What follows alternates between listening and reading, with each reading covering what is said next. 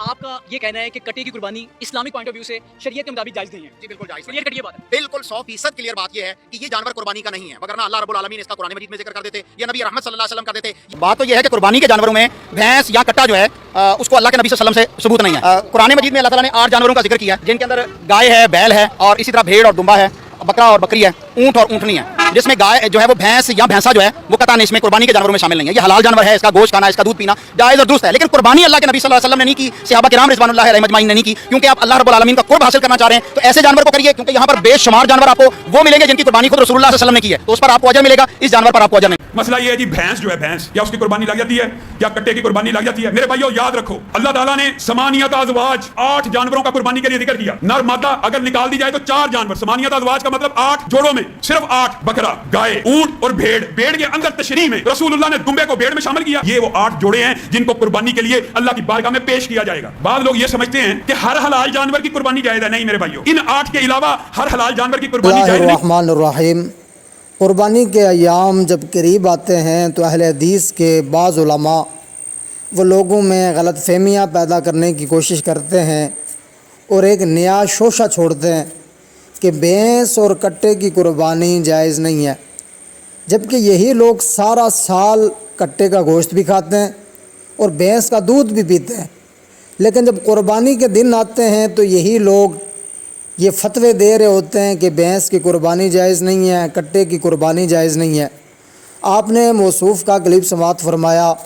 موصوف کا یہ کہنا ہے کہ آپ صلی اللہ علیہ وسلم نے بھینس کی قربانی نہیں کی، کٹے کی قربانی نہیں کی، لہٰذا قربانی جائز نہیں ہے. اب ان کی دلیل یہ ہے کہ جب آپ صلی اللہ علیہ وسلم نے قربانی نہیں کی تو پھر ہمارے لیے بھی بھینس اور کٹے کی قربانی کرنا جائز نہیں ہے. اب میرا موصوف سے سوال ہے کہ کیا آپ صلی اللہ علیہ وسلم نے بھینس اور کٹے کا گوشت کھایا ہے؟ کوئی دلیل دے سکتے ہیں؟ کہ آپ صلی اللہ علیہ وسلم نے بھینس کا دودھ پیا ہے؟ اس پر بھی کوئی دلیل نہیں دے سکتے، جبکہ موصوف اس کلپ میں خود فرما رہے ہیں کہ اس کا گوشت بھی حلال ہے اور اس کا دودھ بھی حلال ہے، لیکن قربانی جائز نہیں ہے. اب یہاں سوال یہ پیدا ہوتا ہے کہ گوشت اور دودھ جائز کیسے ہے؟ آپ کی دلیل تو یہ ہے کہ آپ صلی اللہ علیہ وسلم نے قربانی نہیں کی، لہٰذا قربانی جائز نہیں ہے. تو آپ نے تو اس کا دودھ بھی نہیں پیا اور کٹے کا گوشت بھی نہیں کھایا، تو وہ حلال کیسے ہو گیا؟ تو اس کا جواب اہل حدیث علماء کی طرف سے دیا جاتا ہے کہ اللہ رب العالمین نے فرمایا کہ احلت لکم بہیمۃ الانعام. یہ بہیمۃ الانعام جو ہیں ان کو اللہ رب العالمین نے حلال کر دیا ہے. اب یہی دلیل ہماری ہے. آپ نے بہیمۃ الانعام کے لفظ پر غور کرنا ہے. قرآن مجید فرقان حمید میں اللہ رب العالمین نے فرمایا وَلِكُلِّ أُمَّةٍ جَعَلْنَا مَنْسَكًا لِيَذْكُرُوا اسْمَ اللَّهِ عَلَىٰ مَا رَزَقَهُم مِّن بَهِيمَةِ الْأَنْعَامِ. اور ہر امت کے لیے ہم نے ایک قربانی مقرر فرمائی تاکہ وہ اس بات پر اللہ کا نام یاد کریں. لِيَذْكُرُوا اسْمَ اللَّهِ، اللہ کا نام یاد کریں کہ اس نے انہیں بے زبان چوپاؤں سے رزق دیا. من بہیمۃ الانعام، وہاں حلال ہونے کی دلیل کیا تھی کہ احلت لکم بہیمۃ الانعام، کہ اللہ نے بہیمۃ الانعام کو حلال کرا دیا. یہاں اللہ رب العالمین فرماتے ہیں کہ وَلِكُلِّ أُمَّةٍ جَعَلْنَا، ہر امت کے لیے قربانی ہے.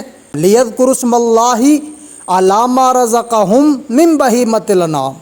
ہر امت کے لیے اللہ نے قربانی مقرر فرمائی، اس پر اللہ کا نام یاد کریں، اور اس نے انہیں بے زبان چوپاؤں میں سے رزق دیا. یعنی اس سے یہ بات بالکل واضح ہوتی ہے کہ بھینس کی قربانی جائز ہے. یہ قیاس نہیں، یہ نص سے ثابت ہے، قرآن سے ثابت ہے کہ بھینس اور کٹے کی قربانی کی جا سکتی ہے. یہی وجہ ہے کہ یہ فتاوی اہل حدیث ہے. اس میں یہ لکھتے ہیں کہ بھینس بھی بہیمۃ الانعام میں داخل ہے، اس لیے یہ حلال ہے. اور بہیمۃ الانعام کی قربانی نص قرآن سے ثابت ہے. چنانچہ سورہ حج میں ہے وَلِكُلِّ أُمَّةٍ جَعَلْنَا مَنْسَكًا لِيَذْكُرُوا اسْمَ اللَّهِ عَلَىٰ مَا رَزَقَهُم مِّن بَهِيمَةِ الْأَنْعَامِ. یہ فتاوی اہل حدیث ہے. اہل حدیث کے مفتیان کرام کا یہ فتویٰ ہے کہ بھینس اور کٹے کی قربانی یہ قیاس سے ثابت نہیں بلکہ یہ قرآن سے ثابت ہے، یہ نص ہے۔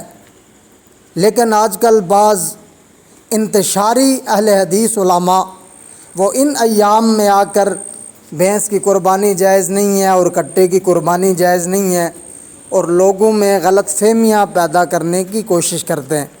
اسی طرح یہ فتاویٰ ثنائیہ ہے، اس میں بھی اہل حدیث مفتیان کرام لکھتے ہیں کہ ان کے علاوہ عرب لوگ بھینس کو گائے میں داخل سمجھتے ہیں، یعنی کہ بھینس گائے کی جنس میں سے ہے، بھینس گائے کی جنس میں سے ہے، اور اس پر بے شمار حوالہ جات موجود ہیں۔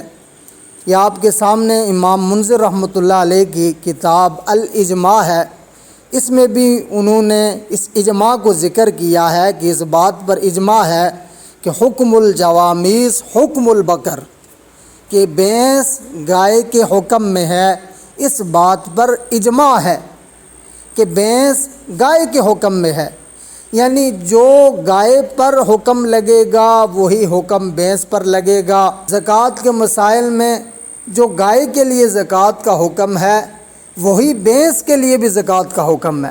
علماء کرام نے، محدثین نے، فقہاء نے بھینس کو گائے کی جنس میں شامل کیا ہے۔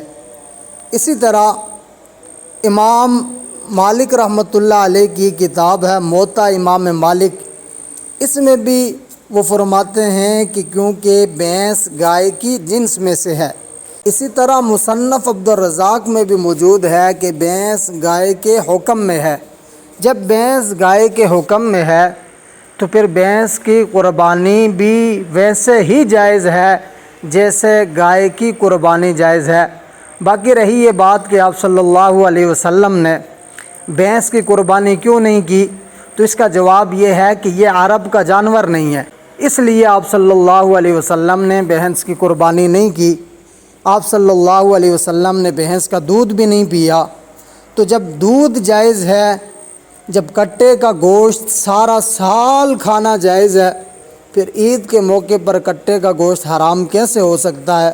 لہٰذا شریعت میں جس طرح اونٹ کی قربانی جائز ہے، جس طرح گائے کی قربانی جائز ہے، جس طرح بکری اور بکرے کی قربانی جائز ہے، ویسے ہی بھینس اور کٹے کی قربانی بھی جائز ہے۔ اللہ پاک سے دعا ہے کہ اللہ رب العالمین ہمیں دین کو سمجھ کر اس پہ عمل کرنے کی توفیق عطا فرمائے۔